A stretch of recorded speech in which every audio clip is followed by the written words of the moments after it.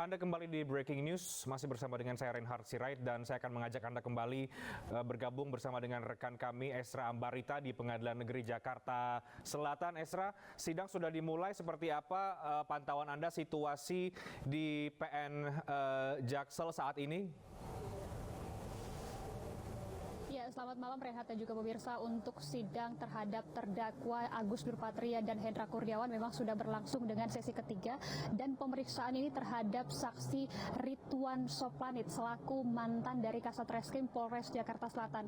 Ini menarik karena dilakukan secara terpisah yang disampaikan oleh hakim untuk melihat langsung seberapa signifikan keterangan saksi dari Ridwan Soplanit ini dan tidak mempengaruhi saksi-saksi lainnya, karena akan ada dua saksi lainnya yang akan diperiksa atau masuk dalam klaster keempat, yakni Aris Yulianto dan juga Rifaizal Samuel. Dalam poin yang kami ikuti dalam persidangan ini secara saksama, ada yang menarik karena dari Ridwan menjabarkan bagaimana ia selaku tim kunci yang melakukan olah TKP di Duren 3 Jakarta Selatan pasca terjadinya pembunuhan terhadap almarhum Yosua Huta Barat. Ia melihat secara langsung bagaimana wajah dari sang jenderal atau Verdi Sambo dalam keadaan tegang, kemudian mengacungkan tangannya ke dinding dan menimbulkan atau ekspresi kemarahan. Hal itulah yang dilihat oleh Ridwan Soplanit. Kemudian ia juga melihat Baradae atau terdakwa Barada Richard Eliezer dan juga Kuatmaruf dalam keadaan tegang karena ada tergeletak jenazah dari almarhum Yosua Huta Barat. Dalam hal tersebut diterangkan apa yang menjadi penyebab tegangnya situasi tersebut dan meninggalnya Yosua Huta Barat. Ini kuat dugaannya adanya pelecehan seksual yang dilakukan oleh almarhum Yosua terhadap Putri Chandrawati hingga terjadi tembak-menembak. Skenario itu tersebutlah maksud kami yang diberdirikan atau yang disampaikan oleh Verdi Sambo kepada Ridwan Soplanit. Kemudian yang menariknya lagi adalah Ridwan Soplanit pun kemudian melontarkan bagaimana jika semua CCTV dikumpulkan untuk melihat bagaimana sebenarnya pembunuhan atau detik-detik pembunuhan almarhum Yosua ini. Namun dari Verdi Sambo maksud kami langsung menyelah. Disampaikan sudah teman-temanmu sajalah bahwa kurang lebih narasinya seperti itu. Dan untuk CCTV pun ini alasannya adalah semua rusak. Bahkan CCTV yang diambil dari rumah Ridwan Soplanit ini disampaikan juga harus dikumpulkan dan semuanya ini rusak, dan sudah diterangkan atau disampaikan tadi oleh keterangan saksi yakni Afung pada sesi pertama. Ia memperbaiki CCTV yang di Duren 3, namun hanya beberapa yang diperbaiki atas perintah dari anak buah Verdi Sambo. Kemudian yang cukup menarik juga atau memantik perhatian publik adalah kesaksian yang kedua, asisten rumah tangga dari Verdi Sambo yang bernama Kodir. Ia menyampaikan ia sempat membersihkan bercak darah dari almarhum Yosua Huta Barat. Namun secara komprehensif ia tidak menjelaskan atau mendetailkan siapa yang meminta membersihkan tersebut. Ia hanya mengikuti atasannya saja. Kemudian yang kedua juga ia menyampaikan bahwa CCTV tersebut di Duren 3 ini sudah rusak sejak tanggal 15 Juni atau terhitung sebelum terjadinya pembunuhan almarhum Yosua Huta Barat. Inilah menarik kemudian disampaikan oleh hakim agar tidak menjawab keterangan ataupun jawaban secara terburu-buru, karena sempat tadi dari saksi kedua asisten rumah tangga ini tertawa sehingga membuat hakim interupsi dan meminta kepada saksi kedua agar mendetailkan secara signifikan. Kemudian yang ketiga adalah keterangan saksi untuk 4 jajaran Polri. Ini masih berasal dari Polres Jakarta Selatan, di mana keempatnya adalah Arsyad Daifa, kemudian Dimas Arki, yang ketiga Dwi Robiansyah, dan yang terakhir adalah Ridwan Janari. Keempatnya tadi jika secara detail kami sampaikan ini pemirsa, mereka dimintai keterangan bagaimana mereka menyampaikan ataupun menyiapkan ambulans pasca terjadinya pembunuhan almarhum Yosua. Selain itu juga mereka ada sedikit yang disesalkan hakim, mengapa keempat dari saksi ini tidak melakukan perlawanan begitu, padahal tidak ada surat perintah untuk melakukan tugas khususnya dalam membawa CCTV ke Puslabor. Inilah yang disesalkan hakim. Dan saat ini keterangan masih digali lebih lanjut dari Ridwan Soplanit dan nantinya akan berakhir pada Aris Yulianto dan Rifaizal Samuel untuk mengungkap bagaimana obstruction of justice terjadi dalam kasus pembunuhan almarhum Yosua Huta Barat. Kembali ke studio, Reinhardt. Baik, Esra, saya masih ke Anda. Tadi cukup menarik ketika Anda menjelaskan ini terpisah ya. Keterangan saksi ini sesuai dengan keputusan dari majelis hakim. Lebih jauh lagi, apa yang mendasari majelis hakim mungkin dari informasi yang Anda rangkum di lapangan di PN Jaksel sehingga saksi-saksi ini perlu diperiksa secara terpisah, dan apa yang kemudian diinginkan oleh majelis hakim dengan memisahkan saksi-saksi antara Ridwan Soplanit dengan saksi yang lainnya? Ya, Reinhardt dan juga pemirsa, bisa kami informasikan mengapa secara terpisah ini adalah tujuannya untuk tidak mempengaruhi antara satu dengan yang lainnya mengenai jawaban khususnya dalam menghancurkan atau menghilangkan barang bukti berupa CCTV yang berada di Duren 3 Jakarta Selatan.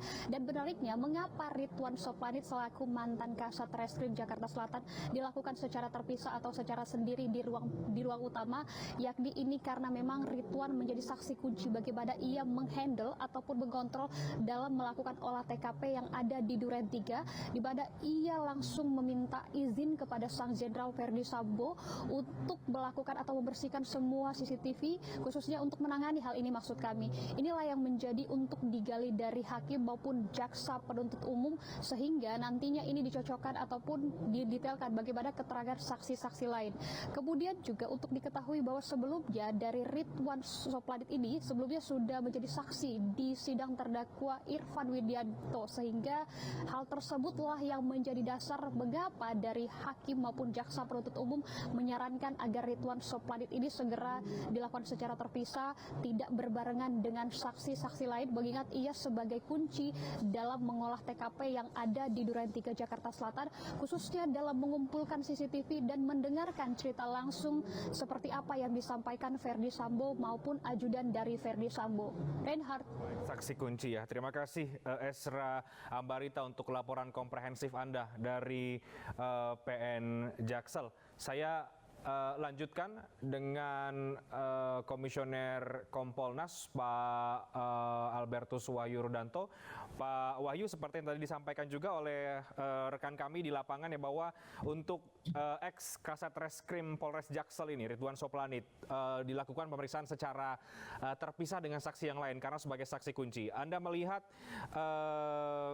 seberapa penting keterangan dari seorang ex Kasat Reskrim Polres Jaksel ini untuk mendalami kasus perintangan penyidikan, Pak?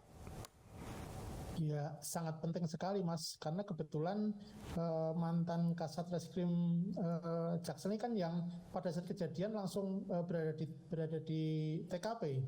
Jadi ini menjadi penting, dan dengan dipisahkannya pemeriksaan ini juga saya kira itu salah satu strategi hakim agar tidak ada saling komunikasi di antara para saksi, sehingga apa yang ditanyakan dijawab bagaimana masing-masing saksi tidak tahu, sehingga jawabannya kan lebih terbuka dan apa adanya.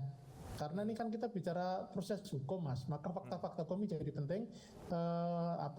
Keterangan dari Ridwan Soplanit ini akan menjadi kunci karena dialah yang datang ke TKP, kemudian diperintahkan langsung oleh Pak FS dan sebagainya. Ini hal-hal yang akan membuka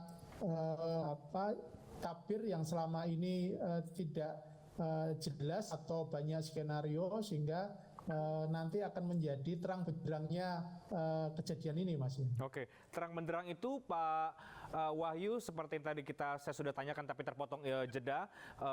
Apakah Anda melihat perlu bahwa ada tersangka baru dalam dugaan perintangan penyidikan ini, karena ada beberapa anggota yang kemudian sudah menjadi terdakwa hari ini dan muncul kemudian diskursus ya di antara para pengamat kepolisian bahwa bisa saja kemudian dari pemeriksaan ini, dari saksi-saksi ini kemudian muncul tersangka baru dalam perintangan penyidikan. Sebagai Komisioner Kompolnas, Anda melihatnya bagaimana, Pak?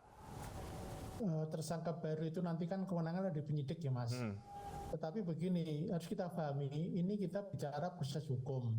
Proses hukum itu selalu dasarnya fakta hukum.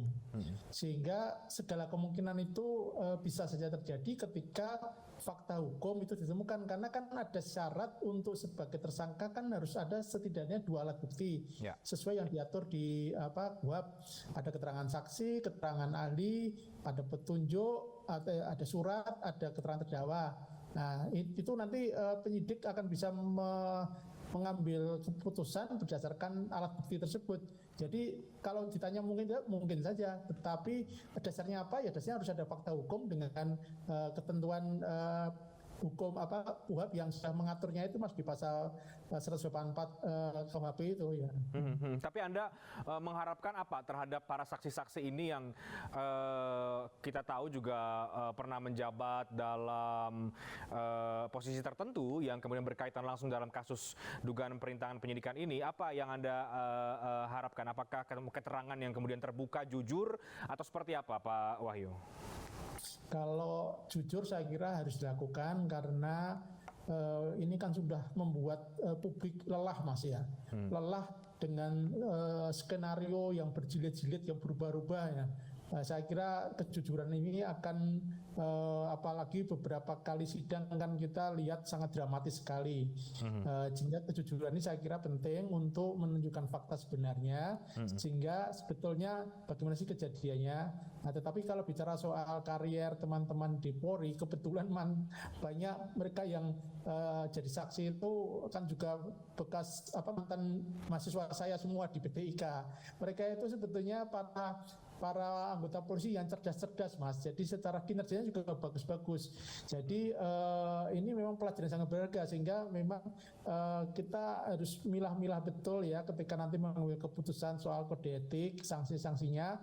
Saya kira ketika Pak Kapolri membuat klaster-klaster itu dijadikan pedoman untuk nanti tindak lanjut selanjutnya, mana yang terlibat langsung, mana yang secara tidak langsung, mana yang tidak tahu menau. Saya kira itu nanti menjadi pertimbangan, karena sebetulnya ini kan masalah personal yang karena untuk menutupi tindak pidananya lalu membuat skenario dengan kekuatan psikologis tadi yang disebut sebagai psikohierarkis itu, dan akhirnya berakibat rentetannya banyak sekali yang kemudian ada yang sudah pidana, ada yang kena sidang kode etik, ada yang sudah diputuskan dengan ada yang demosi dan sebagainya.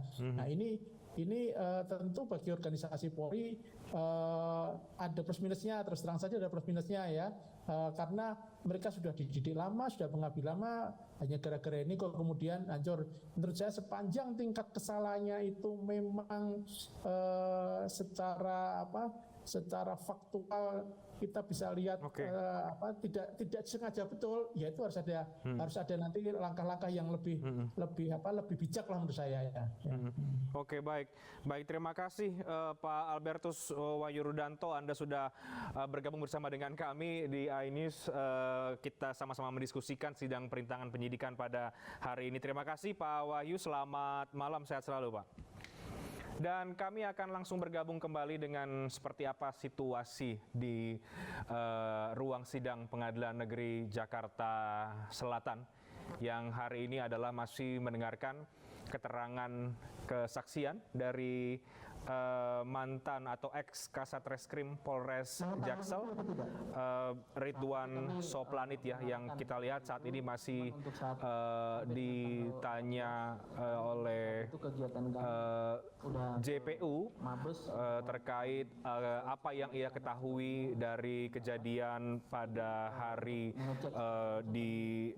dibunuhnya Brigadir Yosua. Tentu dalam posisinya sebagai Kasat Reskrim Polres Jaksel saat itu, keterangan dari Ridwan Soplanit ini begitu penting, bahkan disebut sebagai salah satu saksi kunci dalam sidang perintangan penyidikan, sehingga majelis hakim seperti yang tadi disampaikan oleh rekan kami di PN Jaksel merasa perlu untuk dipisah mendengarkan keterangan dari Ridwan Soplanit ini dengan keterangan saksi yang lain agar tidak mempengaruhi keterangan dari Ridwan Soplanit.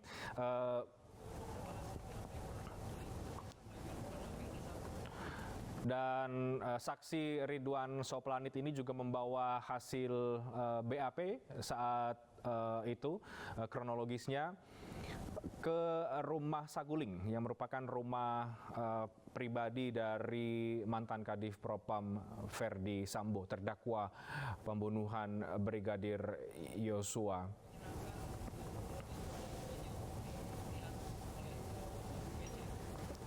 Ya, dan saat kejadian itu juga saudara ataupun terdakwa Verdi Sambo juga menyerahkan BAP berupa kronologis kepada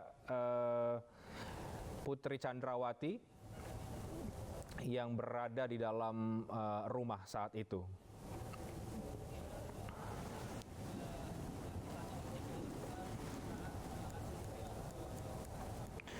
Dan saat ini juga kita masih melihat bagaimana JPU menanyakan kepada saksi Ridwan Soplanit bagaimana penyerahan DVR CCTV terhadap terdakwa Verdi Sambo.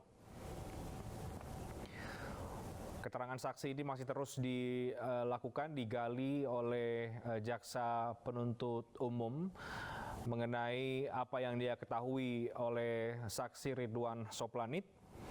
Dan kalau kita merangkum kembali agenda sidang keterangan saksi pada hari ini, sebetulnya ada 13 saksi yang dihadirkan, namun hanya 9 saksi yang hadir dalam persidangan. Ada beberapa nama seperti Afung, pengusaha CCTV, ada Diryanto yang merupakan ART Verdi Sambo, Aris Yulianto, dan beberapa anggota kepolisian lainnya, AKBP Ridwan Soplanit termasuk ini yang tengah diperiksa oleh jaksa penuntut umum, yang sekali lagi keterangannya cukup penting karena sebagai saksi kunci dalam kasus perintangan penyidikan dengan terdakwa Hendra Kurniawan, ex Karo Paminal Div Propam Polri. Dan bertindak sebagai Ketua Majelis Hakim Afrizal Hadi, anggota Ari Muladi, dan juga anggota 2 Ramdes, yang sekarang kita masih mendengarkan terus bagaimana keterangan saksi dari Ridwan Soplanit yang tadi setelah jeda persidangan dilanjutkan dengan pemanggilan atau menggali keterangan saksi oleh jaksa penuntut umum.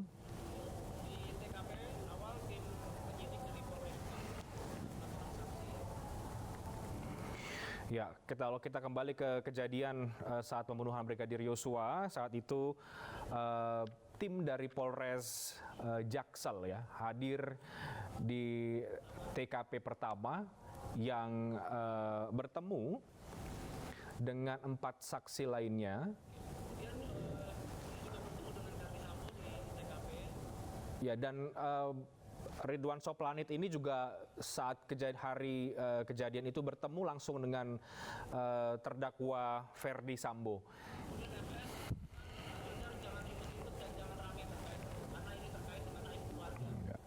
Dan saat itu dari keterangan Ridwan Soplanit, terdakwa FS meminta agar kasus ini tidak ramai, tidak dibuat ribut karena ini terkait dengan aib dari keluarga. Dan sebelumnya juga Ridwan Soplanit mengatakan ia melihat bagaimana kemarahan Verdi Sambo setelah kejadian pembunuhan Brigadir Yosua. Dan pada persidangan sebelumnya, kuasa hukum terdakwa Hendra Kurniawan dan juga Agus Nurpatria menanyai saksi yang merupakan mantan unit Reskrim Polres Jakarta Selatan terkait penyerahan barang bukti CCTV. Ibda Arsyad Gunawan mengaku tidak mengetahui isi CCTV yang diamankan di Polres Jakarta Selatan. Acara ataupun hanya serahkan begitu aja. Bagaimana keyakinan para penyidik di Polres Jakarta Selatan ketika barang itu diserahkan, barang itu tidak rusak? Pada hari itu kami membuatkan BAC-nya dan anggota kami langsung izin kepada kami, jadi kami tidak mengetahui prosesnya. Izin kepada kanit saudara yang bernama AKP Faisal Samuel ya. Betul. Pada pada tanggal 11 Juli saudara mungkin di sini maaf izin yang pangkatnya lebih tinggi siapa bang? Saudara saksi maaf. Saudara saksi, apakah saudara saksi mengetahui di tanggal 11 itu ada anggota Polres Jakarta Selatan yang berangkat ke Jambi? Tidak mengetahui. Tidak mengetahui. Saksi-saksi yang lain ada yang mengetahui?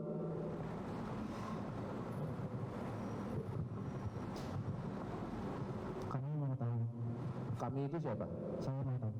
Oh, saudara saksi Arsyad mengetahui ya siapa yang berangkat ke Jambi? Pak? Kami AKP Faizal semua. Dia berangkat dalam rangka apa dan bersama siapa? Untuk lebih tepatnya kami tidak mengetahui. Tidak mengetahui ya? Tidak mengetahui. Oke. Mengenai jenazah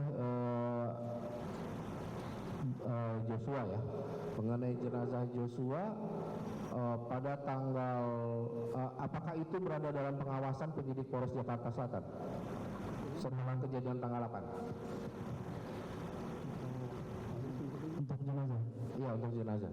Setelah dilaksanakan otopsi, jenazah tersebut langsung dikirim ke rumah duka di Jambi. Ke rumah duka di Jambi tanggal Tanggal 9 dini hari. tanggal 9 dini hari. Yang mengantarkan siapa? Apakah tahu? Saudara Kami tidak mengetahui. tidak mengetahui ya. Tapi yang jelas faktanya adalah jenazah tersebut telah berangkat tanggal 9 Juli ya. Betul. 9 Juli ya. Oke. Kepada saksi saudara Arsyad nih. Saudara Arsyad tadi saksi menyatakan bahwa saksi menerima CCTV di tanggal 11 dari saudara Cuk Putranto ya. Tanggal 10. Tanggal 10 ya, tanggal 10 ya. Tanggal 10 dari saksi Cuk Putranto. Apakah saksi menanyakan kepada saudara Cuk Putranto ini barang didapat dari siapa? Kami tidak menanyakan. Setahu kami yang menanyakan kanit kami. Kanit, AKP Faizal semua. Samuel yang Saya menanyakan. ada perintah untuk mengambil barang tersebut di hari. Oh, jadi saksi cuman turun, masuk mobil, ambil selesai. Betul. Cukup dulu ya mulia. Lanjut.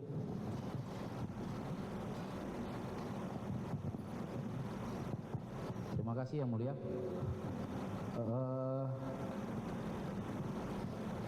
Saya ingin bertanya ke saksi Arsyad.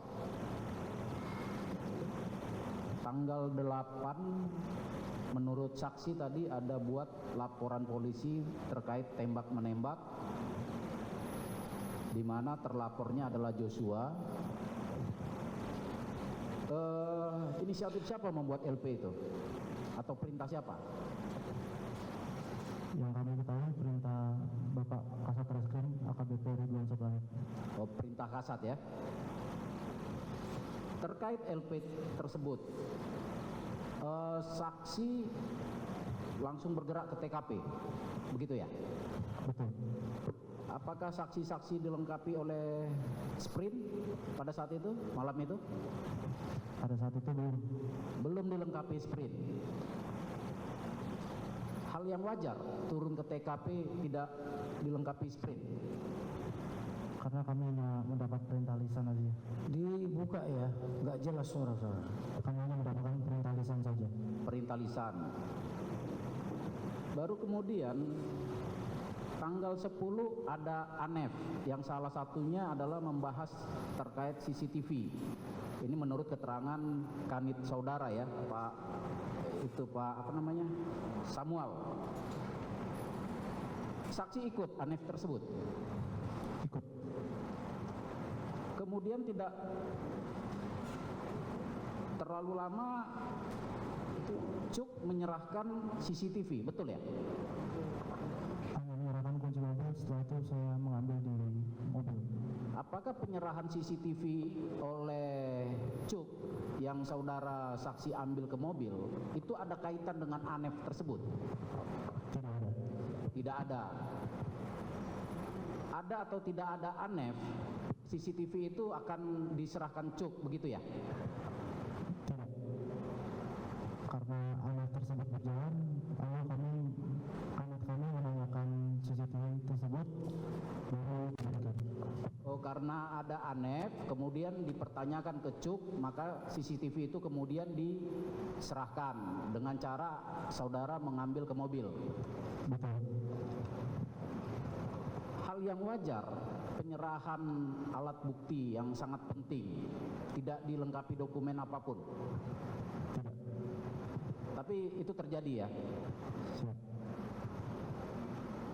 Saksi tahu nggak kenapa CCTV itu diserahkan kepada saksi atau saksi harus mengambil ke mobil? Ada alasan apa? Kami yang menerima perintahnya Menerima perintah dari saudara Cuk Putranto. Dan kami AKP Rizal semua. Oh, baik.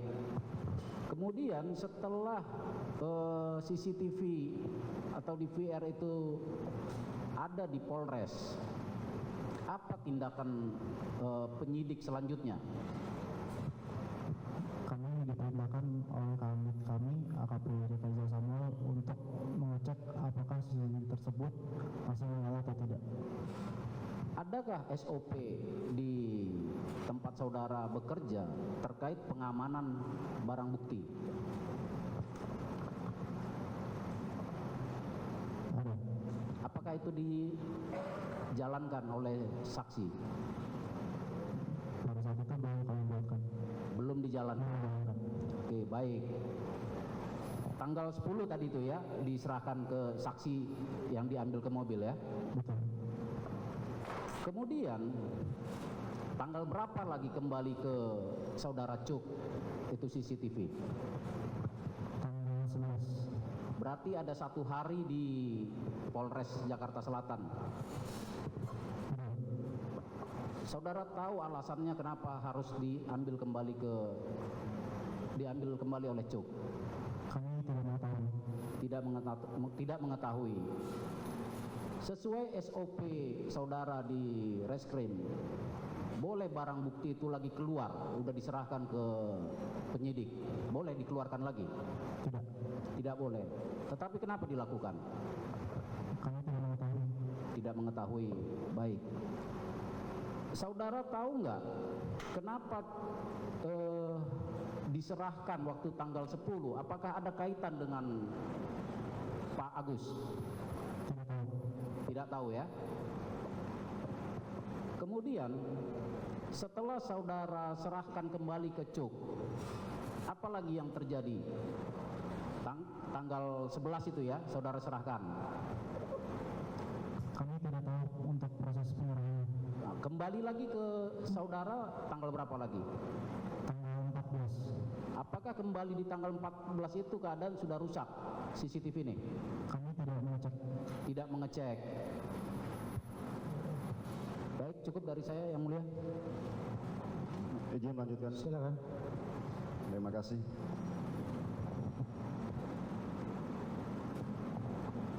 Saksi